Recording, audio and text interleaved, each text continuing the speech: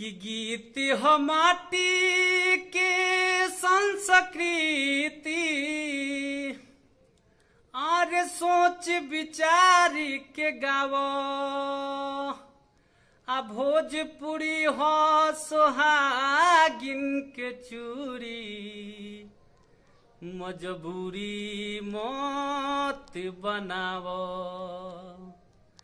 अरे मिश्री महेंद्र गवले जवन गवले ठाकुर भिखारी।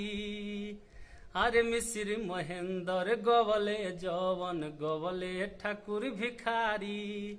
आ भोजपुरी भोजपुरिया के असली बार यदि अधिकारी तो झूमर सोहर गाव गीत जन फूहर गाव तो सोहर झूमर गाव गीत जन फूहर गाव हो।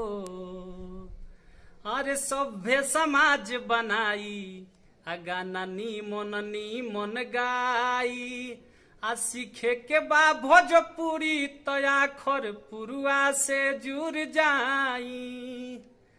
अरे सभ्य समाज बनाई आ गाना नीमन गाई आ सीखे के बा भोजपुरी तो आखर पुरुआ से जुड़ जाई।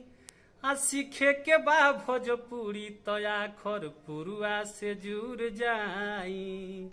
आ प्रिय साजन सनदीप के बिनती ये तने आगे बढ़ाई। लक्ष्मण योद्धा के बिनती बस ये तने आगे बढ़ाई।